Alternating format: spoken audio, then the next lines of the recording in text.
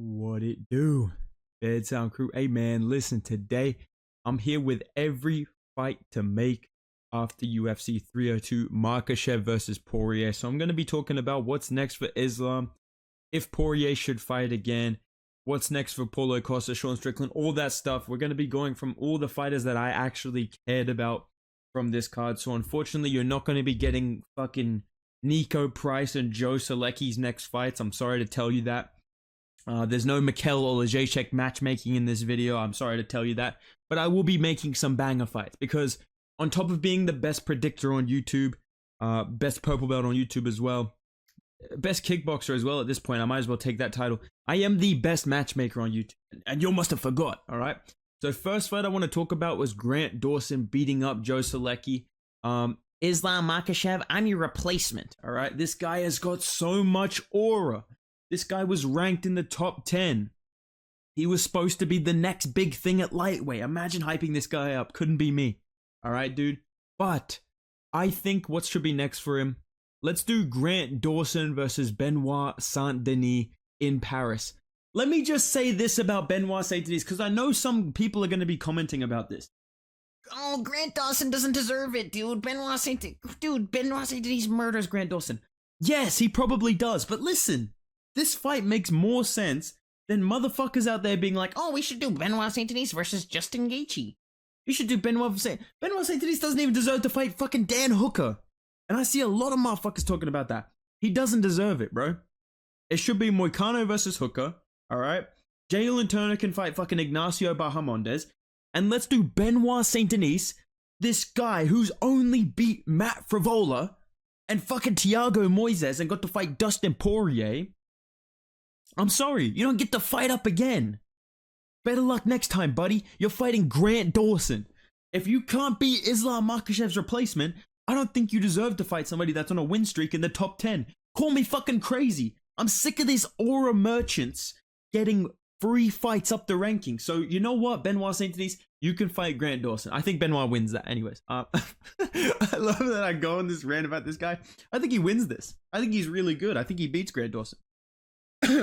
But he should earn fighting up in the rankings again. So let's do Benoit Saint-Denis versus Grant Dawson in Paris.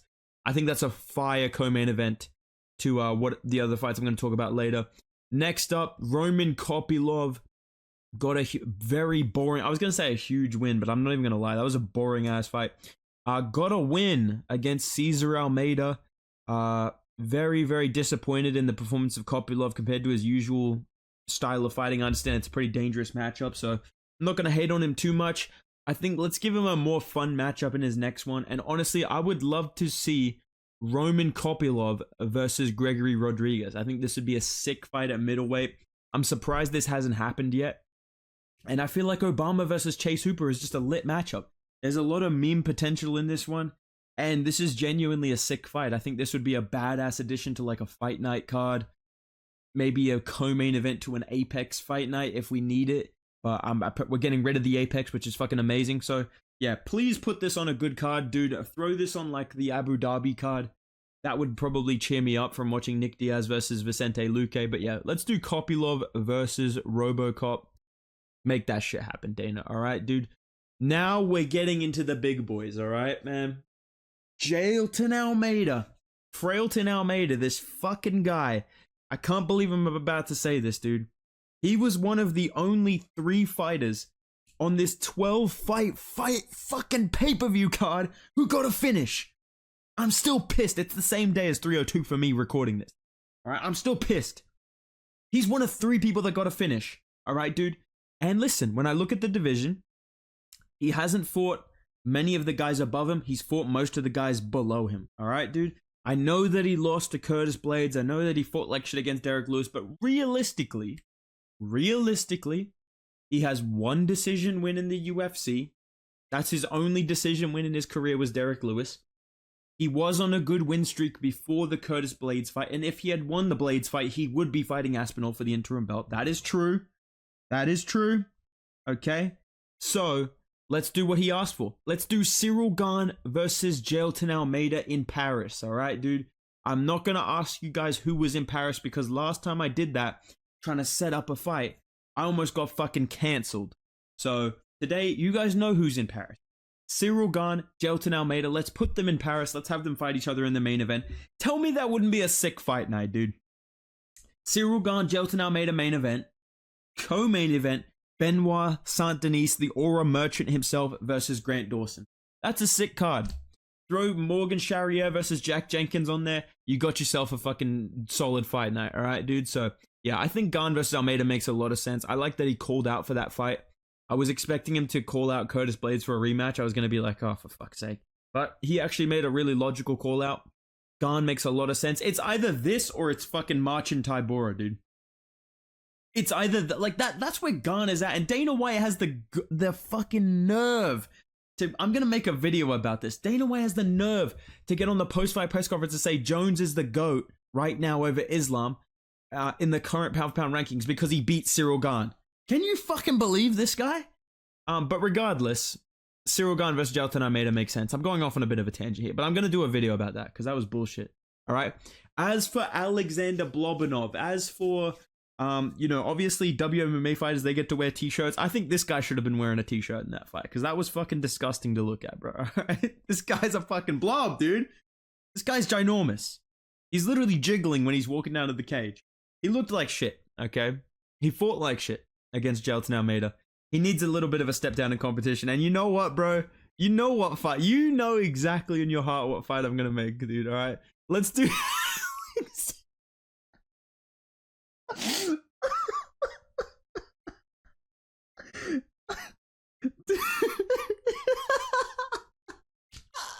I forgot that.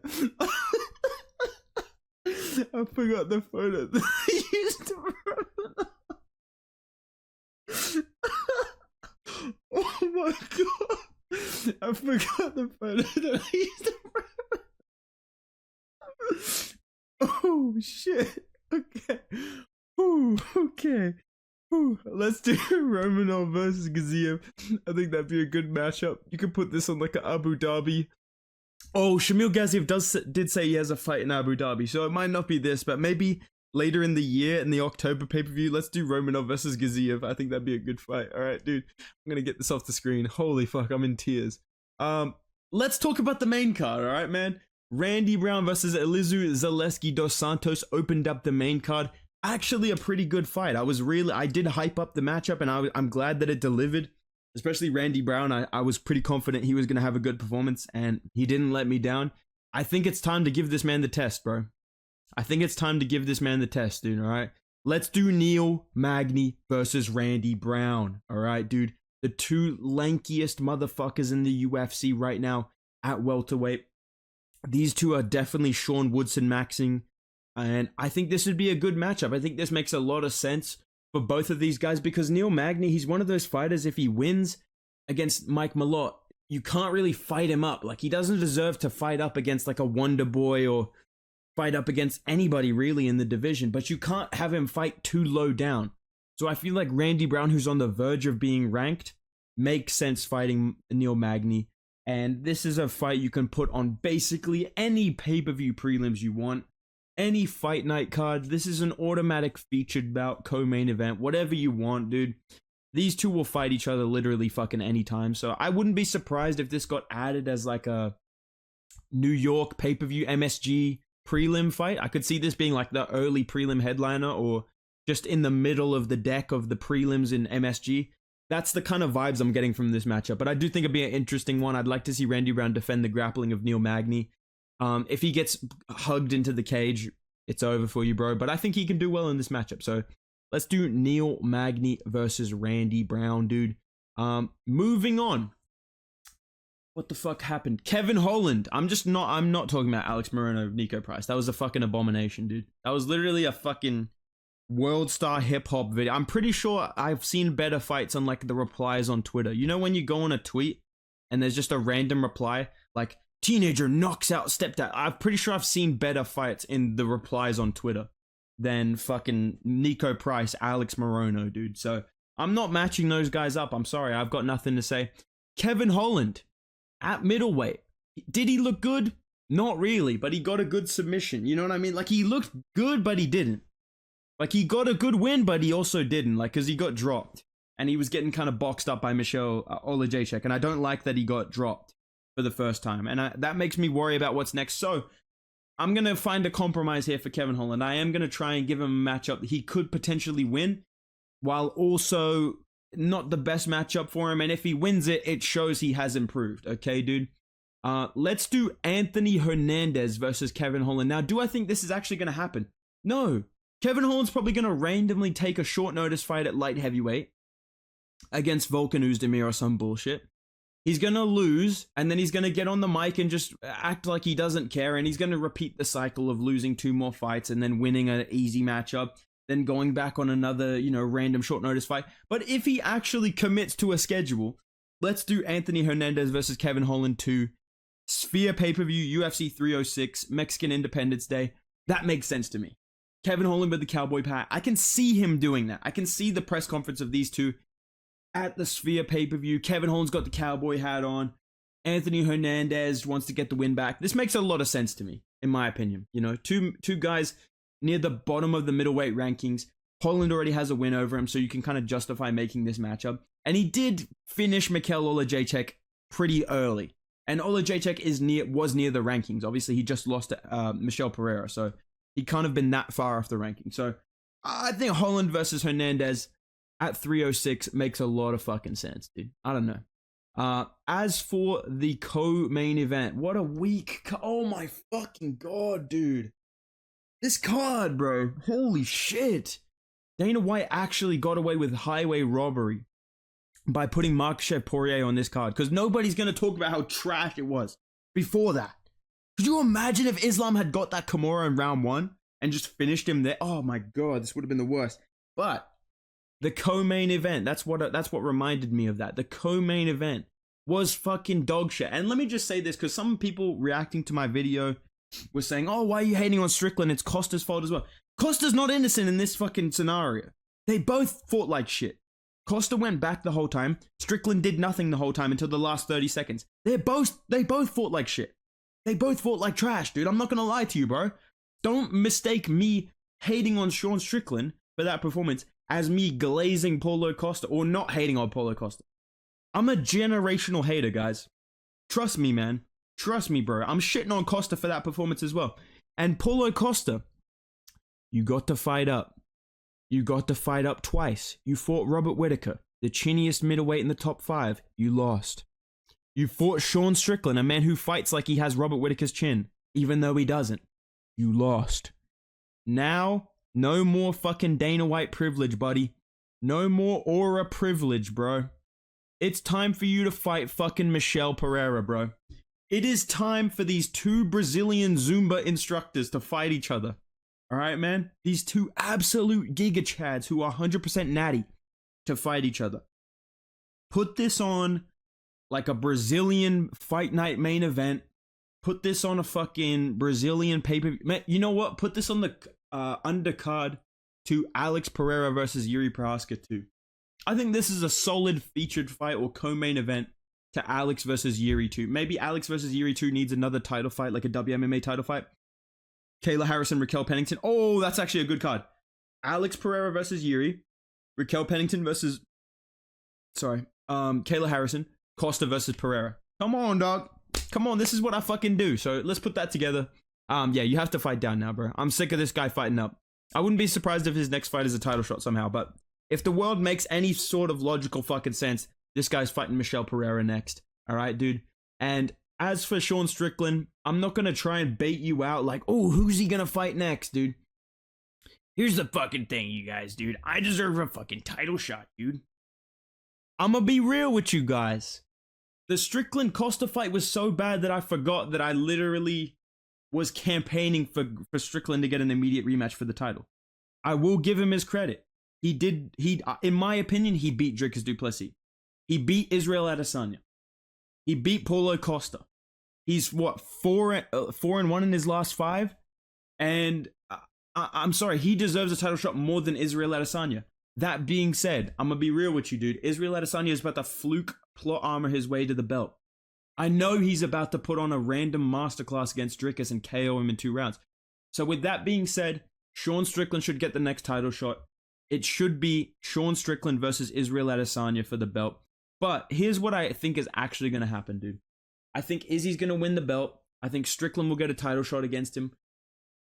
Maybe Hamzat jumps the line, dude. If Hamzat destroys Robert Whittaker, which I low-key think is going to happen, I'm going to be honest here, dude. I think Hamzat's going to jump the line ahead of Sean Strickland. He's going to get a title shot. And we may end up with Hamzat versus Strickland for the belt late next year. Late next year, maybe. Yeah, late next year. I don't know, dude. But Strickland should get a title shot next.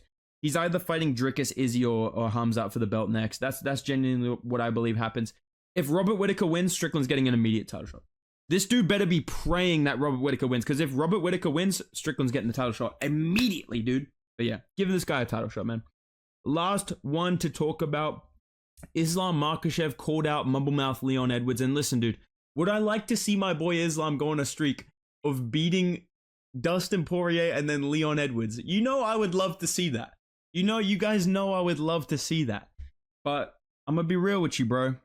I need Leon versus JDM. I need Leon, and I'm going to be real. JDM deserves the title shot more than Shavkat. But even if Shavkat's going to get that shot next, I'd rather see that than Islam, hold up the division, because there is a man that deserves the title shot. And Tsarukyan deserves the title shot because he's going to finish the story, dude. People are talking about, Dustin Poirier finished the story.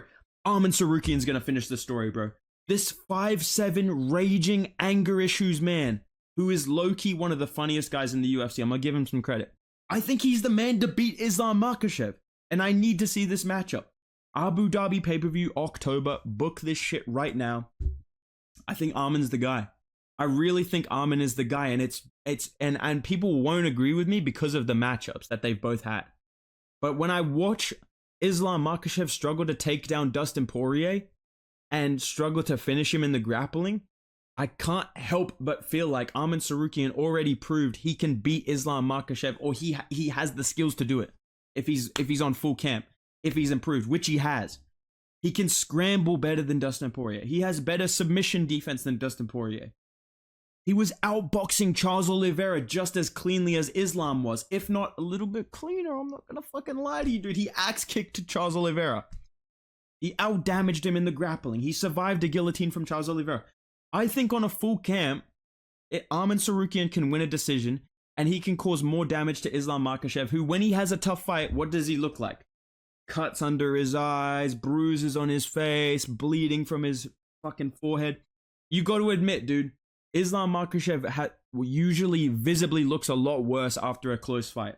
I think Armin Tsarukyan can win a decision against Islam. I need to see this fight for the belt, but that's just my opinion, man. Let me know what you guys think down below, the fights that I made. What fights do you think the UFC needs to make next? And do you want to see me drop a video on Islam being pound for pound #1 over Jones? Because that shit was ridiculous to me, man. But let me know what you guys think down below, bro. Yeah, drop a like if you enjoyed the video. Subscribe to the channel for more matchmaking, rants, all that shit. And go follow me on Instagram and Twitter @BedtimeMMA. See you in the next video, boys. Goodbye.